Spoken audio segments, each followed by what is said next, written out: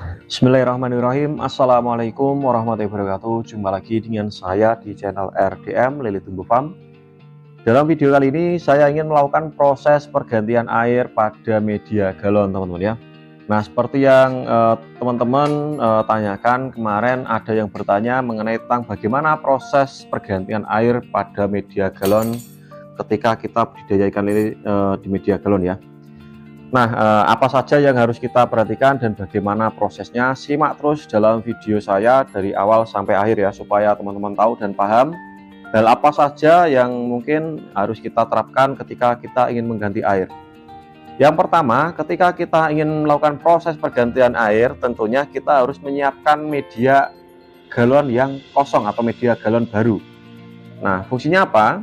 Karena seperti yang saya sampaikan dalam video saya, ketika kita melakukan proses pergantian air, kita harus mengurangi jumlah ikan yang ada di media galon tersebut. Dari masing-masing galon itu kita kurangi 2 ekor ya. Mungkin kalau sebelumnya kita tebarnya itu mungkin 5 galon, itu bisa menjadi 10 galon ya. Ataupun mungkin bisa menjadi 15 galon. Nah, dalam proses pergantian air itu sendiri teman-teman ya, ada beberapa hal yang penting teman-teman ketahui. Diantaranya adalah kita harus mengetahui kondisi ikan kita dalam kondisi yang sehat atau tidak. Kenapa seperti itu? Karena ketika kita melakukan proses pergantian air pada media galon dan ikannya itu sakit ya, dan kita campur seperti dalam video ini ya, mungkin ada yang sakit 1 galon ya, kita campur, itu bisa mengakibatkan ikan yang sehat itu bisa menular ya, ataupun ketularan ikan yang sakit ya. Jadi teman-teman harus memisahkan. Mungkin kita ganti airnya itu yang ikan yang sehat terlebih dahulu, barulah ikan yang sakit. Nah, selain dari kita harus mengecek kondisi ikan, setelah kita melakukan proses pergantian air, kita harus membersihkan media dengan cara menggunakan sikat ataupun menggunakan spons atau dan lain sebagainya ya. Intinya kita membersihkan media dengan bertujuan supaya bakteri ataupun jamur yang menempel pada media galon itu bisa hilang ataupun steril ya. Dan itu sangat berpengaruh nanti terhadap pertumbuhan ikan lele juga teman-teman ya, karena kalau ikannya sakit maka pertumbuhannya akan molor ya. Mungkin ikan yang seharusnya kita panen di usia 3 bulan, karena ikannya sakit, nafsu makannya menurun, 1 minggu kemudian baru sembuh ya. Jadi bisa molor kurang lebih sekitar 2 mingguan ya. Seperti itu teman-teman ya. Nah, selain dari kita membersihkan media galon ya, setelah kita sudah membersihkan media galon, kita juga menyortir ikan yang nantinya kita mau masukkan ke media galon. Karena yang mungkin sebagai contoh, ini kan usia ikan lele yang di tempat saya ini kan usianya kurang lebih sekitar 3 mingguan lebih ya, mungkin hampir 1 bulan ya. Karena ada beberapa faktor yang mungkin pertumbuhan ikan lele di tempat saya ini mungkin agak lambat, dikarenakan kemarin pakan saya itu habis ya teman. Jadi saya terpaksa sehari kasih makan 1 kali ya, karena nggak ada pakan yang cocok untuk ikan tersebut ya. Mungkin pakannya itu terlalu kecil ya. Nah, ini sudah saya bersihkan media galonnya dan saya tata rapi seperti ini.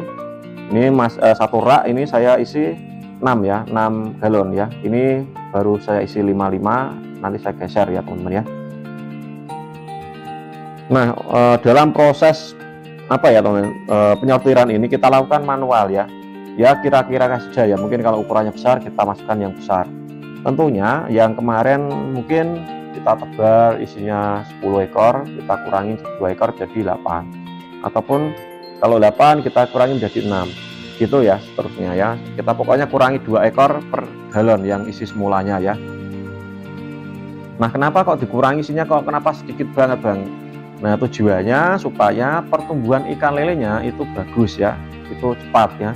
Dan untuk kualitas airnya itu tidak cepat keruh ya. Berbeda jika teman-teman tebar padat. Yang teman-teman harus ambil ketika teman-teman tebar padat adalah yang pertama, ini pasti ya, yang saya sampaikan ini pasti berdasarkan praktek karena saya sudah mempraktekannya juga. Yang pertama adalah ikan pertumbuhannya akan lama ya.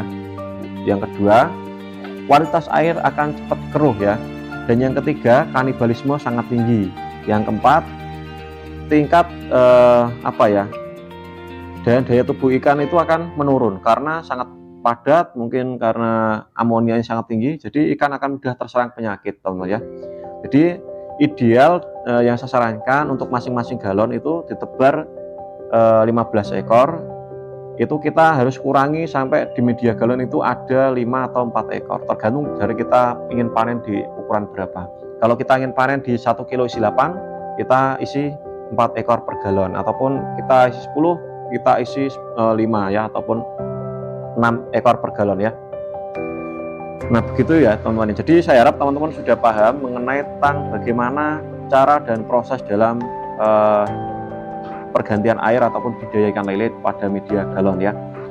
Jadi dalam prosesnya budidaya ikan lele dalam galon ini itu sebenarnya sangat mudah sekali kita praktekkan ya teman-teman ya. Jadi kita intinya adalah mau berusaha memperbaiki setiap kesalahan yang kita mungkin sebelumnya kita tidak sengaja kita lakukan ya, kita perbaiki lagi. Mungkin ada kematian ataupun kesalahan dalam praktek ya.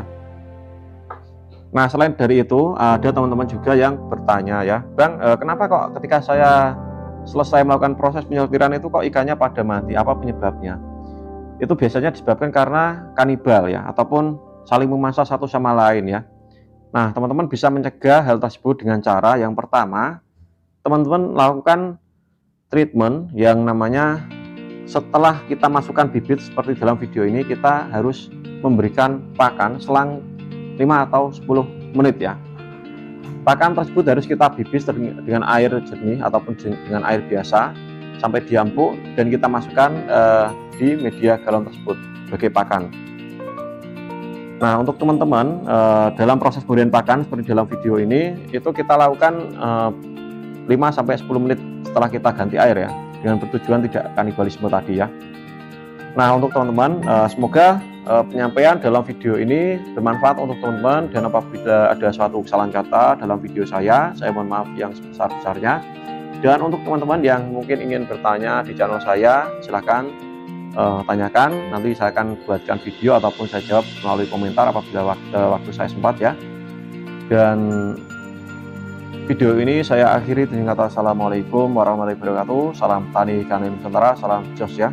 Selamat mencoba dan dipraktekkan ya. Segala sesuatu tanpa dicoba itu tidak akan tahu hasilnya, ya. Oke, sekian dan terima kasih.